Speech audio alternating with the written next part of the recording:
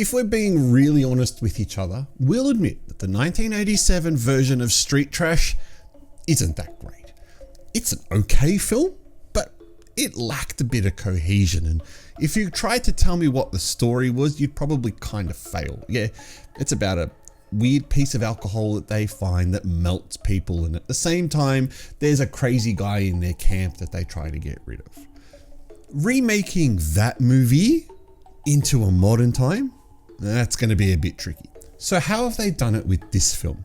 Well, firstly, we've moved from the streets of the US into the boroughs of South Africa, in the midst of what appears to be South Africa's current political climate, with potential homelessness, the rich getting richer, the rolling blackouts. I don't know much about South Africa's political environment, but I know I've seen some of those stories on the media over here about what's happening over there. This movie kind of takes all of the okay bits from the original 87 movie and then expanded upon those. So what we have here is still a homeless group, and they are being experimented on by the government, who's melting them down to get rid of them. So that's a lot different to the original film. There is a reference in this movie to the Viper alcoholic drink from the first movie, which is causing the melting down of the bodies. But it's a very quick blink and you'll miss it kind of moment. Now, one of the biggest changes you'll probably notice is the main character.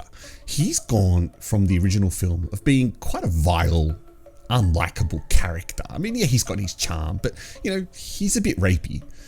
And in this film, he's just a bit like a teenage horny, but you don't actually see any of the sex. So there's a lot of things that have been removed from the original version. There's no more nudity, there's no more sex. In replace of that is a lot of swearing, a lot of coarse language. So if you're sensitive to the C word, the one that rhymes with munt, this is not the film for you. But then again, this is probably not the film for you anyway, based on the nature of it.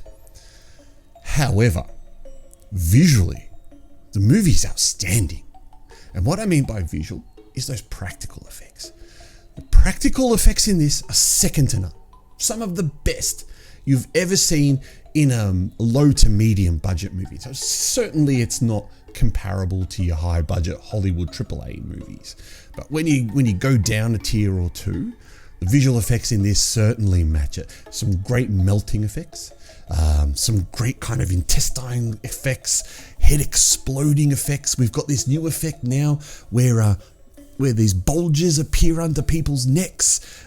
We've got this other thing where this cool mixture of different colored pus comes out, and well, that's actually how the bad guy dies. I probably shouldn't spoil that. But anyway, the visual effects are second to none. And there is some actual genuine humor in this. Like, I do like the fact that our main character, Ronald, I believe his name was, if I remember correctly, takes this super drug towards the end that literally just makes him immortal. It's kind of funny what he does and how his character reacts. And also the fact that he can start to see 2-Bit's invisible friend, which his invisible friend is also quite funny. There are a couple of other bits as well. The fourth wall breaking I thought was quite interesting. All of a sudden, characters just turn to the camera and start talking to the cameraman. And this is a character in the movie. We don't actually ever see who this character is, but it's quite a funny little fourth wall break that breaks up the movie's kind of just non-stop scenes of swearing and violence. Street Trash is not for everyone. And if you're watching this, you've probably got an interest in watching the remake and wondering whether you should. And all I can tell you is, if you liked the 87 original, but you liked it for certain reasons, if you liked it because the main character was a bit vile, if you liked it because you liked the idea that alcohol makes people go a bit, well, explode, if you liked the fact that there was a crazy Vietnam vet that they were trying to kill, and if you liked the fact that there was a really hot chick that they all tried to sleep with who worked at that car yard, then you're not going to like this, because none of those elements are in this film. The hot Asian girl has been replaced by a hot white girl who, you know, is not sexualized at all in this film. Our main character, like I said, has gone from being a bit of a creepy rapey guy to kind of being a slight anti-hero. The main bad guy has gone from being a Vietnam vet who's got massive PTSD to what I think is the mayor. And I think the mayor of the South African town has replaced that, because there's certainly a red herring where they talk about another character called Black Rat, I think it is. And initially that's who I thought was the replacement of the Vietnam vet character, but it's not. It's the South African's mayor is that replacement. And he's clearly not as psychotic, crazy, or even as fearsome as the Vietnam vet in the first film. But there are a couple references. We do see a car yard, a trashed car yard, or where all the cars are piled up, and we do see a bottle of Viper. So there are at least some references back to the original Street Trash film. Using my ghost rating, which stands for great horror or stupid trash, I'll give this 2 ghosts. Now, you'd probably think because it's called Street Trash, you'd probably get 1 ghost because it's trash. It's not. It's actually not a trashy film. It's just slightly misguided. And it is very politically motivated. So there's the strong political undercurrent.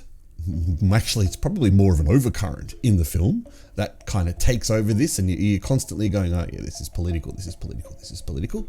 And surely that was in the first film as well. But watching the first film so many decades later, you kind of don't get it because you're not in the now. And I think that's what this film will have. When someone watches it in 2054, and goes back, oh, the 30th anniversary of the remake of Street Trash, this is cool. They're not going to understand that the political climate that was happening in South Africa at the time. So thus, a 2 ghost rating I think is quite fair for now. But if we ever re-review this, a remake of it in 10 years' time, it'll probably go up. Anyway, I am the Artie Dans and you are watching SHOCKMANIA. Have you seen this remake of Street Trash, and what did you think of it? What did you think of the original Street Trash from 1987? And have you seen both? And how would you compare them together? I'd be very interested to know in the comments section below. As always, if you're new to the channel, please subscribe. I know everyone says it, but you know, it's just nice if you do it. Like the video if you enjoyed it. Otherwise, I am the Artie Dans. This is SHOCKMANIA, and I will catch you next time.